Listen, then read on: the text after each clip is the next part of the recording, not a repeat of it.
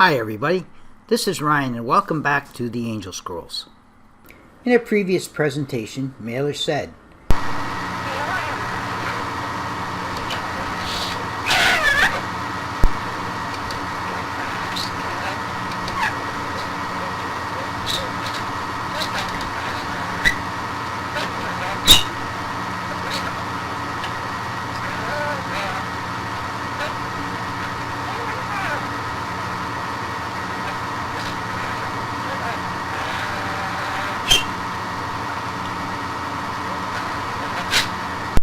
that statement kind of threw me off a bit, and I wondered what he meant.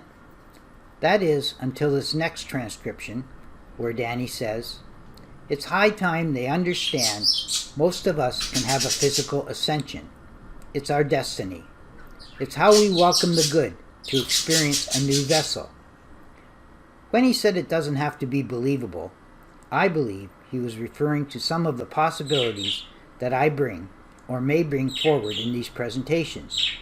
Yes, having communication with God and the angels isn't the only incredible thing we will find proof of here. There'll be many more revelations that will exceed that, and I will use this as a perfect example. Previous to this angel's testimony, I believed that when we died and ascended to heaven, it would be in a spiritual form rather than a physical form, and I still believe that to be true. However, according to this angel-verified statement, it seems we may be able to ascend differently before death in a physical form as well. So how is that possible? In retrospect, we have to think about how many Christians believe in what they call the rapture. Some statistics say that about 40% believe in it. Perhaps the angels are referring to something like this. The rapture basically means to carry off. Those who accept this theory believe that all non-believers on earth at the time will be left behind for the tribulation period that will last for about 7 years, until Christ returns to set up his earthly kingdom during the millennium. Some also believe the rapture will happen just before the tribulation period, at the beginning of the 70th week of Daniel. Interestingly enough, I originally named Danny from Daniel in the Bible, and coincidentally, in the above theory, it speaks of the 70th week of Daniel. That is most likely coincidence, though. Similar to the way I found that a good friend and maid of Emanuel Swedenborg's last name was the same name as mine when I did a little research. This is what happened when Emanuel died. On Sunday, March 29, 1772, Mrs. Shearsmith and Elizabeth Reynolds, the maid, observed Swedenborg waking from a long sleep. He asked the woman to tell him the time of day. They replied it was 5 o'clock. "That is good," Swedenborg said. "I thank you. God bless you." He then sighed gently and died. As I mentioned in a previous presentation, Emmanuel is an ancestor of mine, and it was comforting to know that in the last words of this great man, he included the Reynolds bloodline and a blessing from God. So I have a question for God and the angels. Are you telling us that the rapture is really going to happen, and how does it relate to what we are doing here? I will talk more about this later, but now I would like to review fully what Danny said in his transcription. Danny started by saying, "Can you hear me?" And then I respond, "I can hear you." Danny continues, "Good. You can get this miracle, assuming you can hear it. You can think that one of the best miracles in this country is happening. Now Canada is looking at his watch. Budgie's prove that it is not the reverse you usually have. The work of God opens the way as you find this new stuff completed. Yes, it's proven and can hopefully convince those here we speak with guides of light that can give the truth. Your reward will be when there's comments of miracles which involve these prophecies. This miracle is good for people who can learn the truth because of this. It's high time they understand most of us can have a physical ascension. It's our destiny. It's how we welcome the good to experience a new vessel. And this truth shall make a prophecy for something you can feel. In time, we'll begin to correct more of these recordings in heaven. and I'll be there to be one of the Budgies of God. Here are secrets, as we will broadcast our stream God's way. We support life for God who seeks love for all of time. And this is fighting for God, but it doesn't hurt people who confront our record. This current authority for a miracle will not have doubt applying what they need to this new finding. They'll know that people are surviving with God's help. There is help right now through these lessons working quantumly.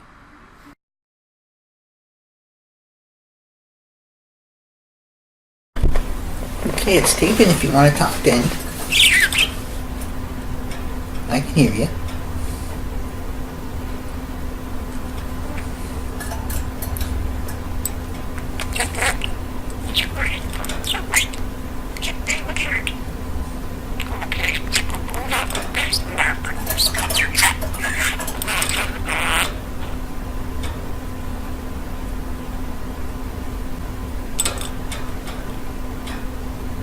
It's pretty early in the morning. You're not usually up this early, are you, Danny?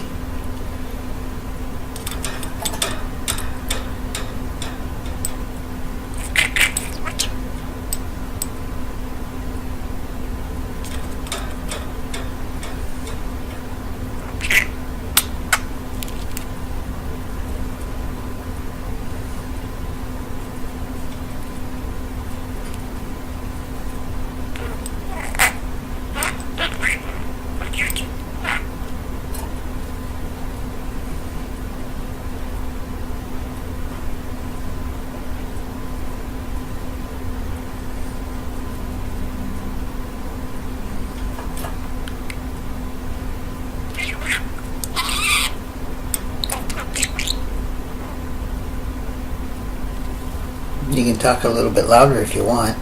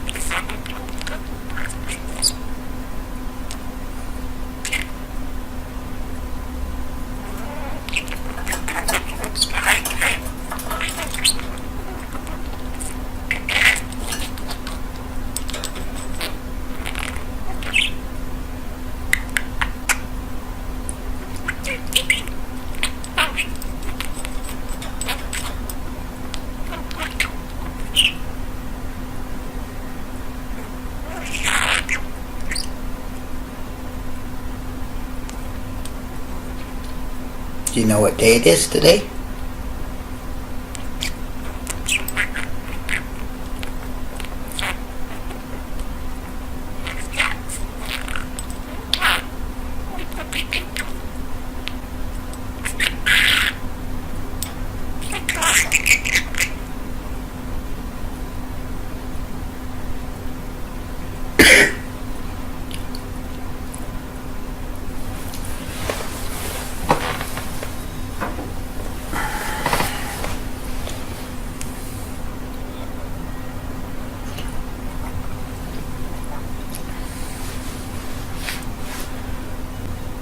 I think it's January 31st, Wednesday, right?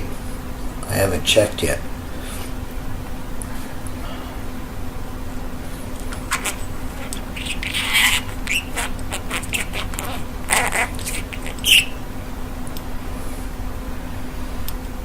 We always sit here in the morning and watch the news together, eh, Danny?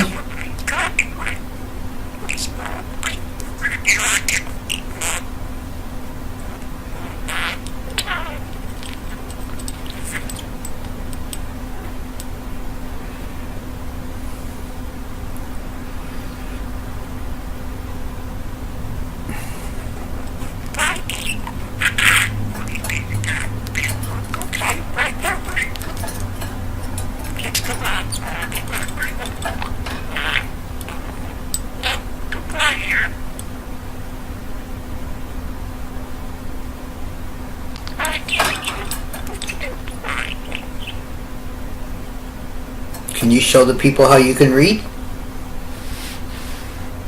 It's on the TV. Can you say anything that you can read on the TV?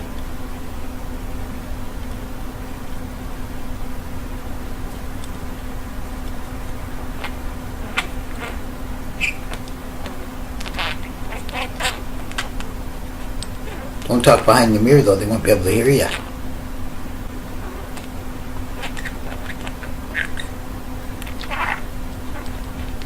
What are you doing? Come away from the mirror. Talking behind the mirror, he can't hear you. Come this side. Come over here. Want me to turn it off? Want me to turn it off? Are you okay?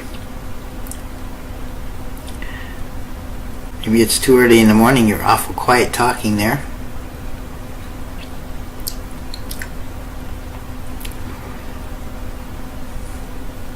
Okay, Danny. We'll turn it off. Thank you, though. Well, sorry about the last recording I did with all the noise from the budgies, and the birds, but sometimes that's unavoidable. Before I go any further, I'd like to just talk about some of the things that we do know that are pretty unbelievable that have recently happened in just the last year alone. So we're going to be looking at the 10 most significant scientific discoveries of the year so far. And the first one is scientists successfully edited the first human embryo ever in the US.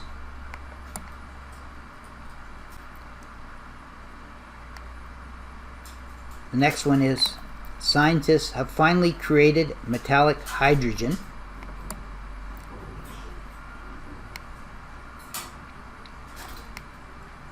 The next one, scientists discovered an alien planet that's the best candidate for life as we know it.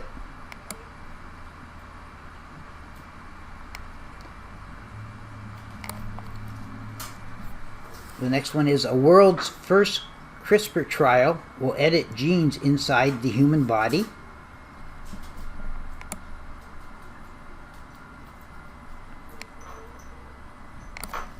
Then Breakthrough Initiative will grow organs and regenerate human tissue.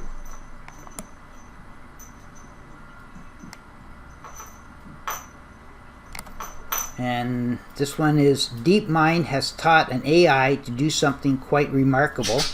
Apparently, they're teaching AI computers to navigate complex environments. And this one says, SpaceX historic launch proves recycled rockets are the future of space exploration.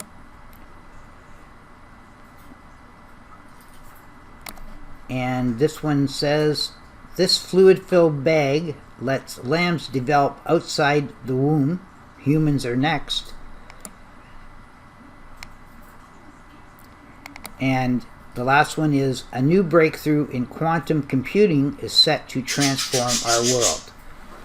So there's quite a number just in this last few years alone, and I'm going to briefly start talking about some of the things that we may be able to do in 100 or even 1,000 years from now, and I'll tell you why that's relevant. So the next thing I'd like to talk about briefly is an article from New Scientist that talks about 10 discoveries in the future that would change everything. The first one they talk about is, what if most of reality is hidden? So they're talking about hidden dimensions and infinite number of universes and things like that. And then the next one is, what if we discover we can see the future? After that, it's interesting, what if we learn to talk to animals?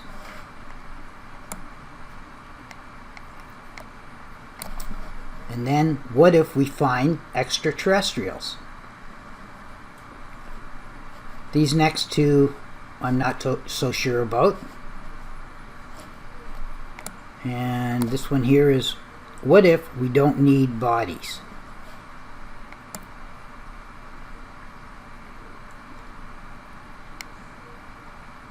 The second last one, what if we came from space? And finally, what if we all decide that God exists? I've spoke about this before, but what we are doing here may help us to answer some of the big questions on the spiritual purpose of humanity's past, present, and future. Most people are aware that according to new discoveries in archaeology, there are a growing number of researchers who have found hundreds of examples of out-of-place artifacts that cannot be attributed to the times that they were discovered or documented under, but came from much further back in time, some as much as 1 million years. There are a growing number that believe humanity and advanced civilizations have lived on Earth even further back than that, and they have evidence to prove it. This evidence comes in suppressed advanced technologies used to create so many megalithic structures being found all over the world. So I have some of my own, or perhaps even some of your what-if questions. What if civilizations much more advanced than us lived on Earth hundreds of thousands of years ago and were so advanced they were able to find ways to leave Earth in mass numbers to go to other planets that would support life similar to Earth? What if these lost cultures and civilizations who created these incredible megalithic structures knew that the Earth was going to go through these cataclysmic events, and beings were sent by God to help them escape the death and destruction, taking them on a new path to a better life on a different planet in the universe? What if it's humanity's destiny, with the help of God, His angels, and highly evolved beings, to populate the stars and spread God's love and compassion throughout these multiple universes for eternity? What if humanity has already reached a level of evolution that far exceeds current humanity on Earth by 100, 1,000, or even 1,000,000 years? Would their level of technology be so evolved that we may not even be able to comprehend it at our current level here on Earth? What if the timing is now and humanity is at the level where we may finally begin to understand what really is possible? What if humanity in other universes already know how to teleport from one planet or universe to another, or travel back and forth in time, or make use of wormholes, and even regenerate human tissue to a point where we could stop and even reverse the aging process, where we could be young or even take on a different physical form? What if these ancient megalithic structures were there as evidence of hundreds of civilizations vanishing, and they were left them there as a means of letting current humanity on Earth know that more advanced civilizations lived on Earth and left Earth, so we could have a better understanding what is in store for us again in the future? You cannot deny that at the current rate of humanity's technology advancements on Earth now, it's only plausible that these things will become reality yet again. Right now, some of you may be wondering how God would only help those who believe in Him, and why He can't take everyone away from all the tribulations, death, and destruction that Earth may encounter in the future. Even I question a God who would not show compassion even for the worst sinners. Yet we have to understand His reasoning. For one thing, God does not cause the pain and suffering on Earth. He only tries to prevent it. And when it gets to a point where humanity has gone beyond preservation of life itself because of the rampant evil in the world, He chooses to find a way to help those good people in the world that want His help. Those that are left may need to experience some of the tribulations for more spiritual evolution, and those that He takes with Him are the chosen that will repopulate other worlds. I believe that He knows which ones will change for the better, and they will come as well. However, in order to prevent the pain and suffering from continuing in the next world, He can only cause a miracle that will create more good than evil. Secondly, unless we believe that we are going somewhere with a loving and compassionate God or spiritual being, we will be lost in confusion and have fear that we are being taken to a place where we may have more pain and suffering than where we are at right now. God will not take someone somewhere unless they believe that He is a loving and compassionate God and that they will be better off going where He guides them. That same principle is taken for those going to heaven as well. If we would rather live on earth than be in heaven with God, then it's our choice. He will not kidnap those who are not sure if they want to go. When the tribulations begin, He will do His best to provide those who are left with miraculous events that will provide them with as little pain and suffering as possible, and spiritual growth, so they can eventually believe in Him enough to join them. At the same time, Earth will have a rebirth and be able to support life again before it is totally annihilated by humanity. To finish this presentation off, I have another short one of our female red-winged blackbird, Lucky, speaking. I realize that there will be few that will understand much, if any, of what she is saying, but most people thought I was crazy when I said that Victor was communicating intelligently. Then the same thing happened with Mailer and even Danny in the beginning. When Lucky first began to speak, it was evident to me that she was communicating, as I had experienced similar speech from a flock of budgies that I had after Victor died. If you even listen to some flock of birds, you may notice that many seem to be speaking simultaneously. And this is a good example of that, because Simon often fills in words and phrases for Lucky in this recording. Over the past 20 years, I have learned not just to understand Budgie's speech, but that they often use different tones and chirps for different words as well. So even when I cannot hear the word as it is spoken, an image of a word will appear in my mind that comes from the vocalization they are using. Hopefully some of you who have been following me for a while will also be able to experience this as you hear the speech and the captions at the same time.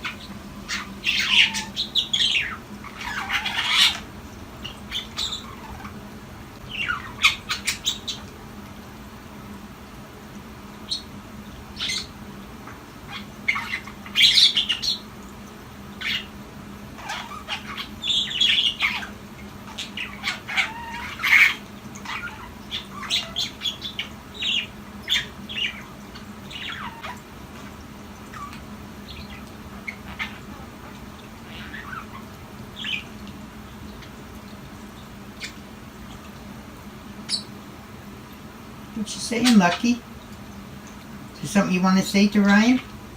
Something you want to say to me? Do you like it here?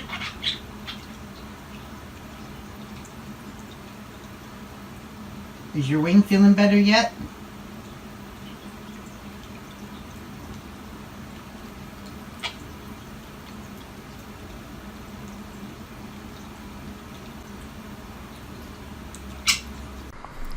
We have come to a milestone at theangelscrolls.com where we have obtained over 1 million page views and over 100,000 downloads. That is just from that website alone. Then we have other sites and YouTube channels where we have had over 3 million page views and downloads in the past. I would like to thank those who've been following us over the years. Bye for now.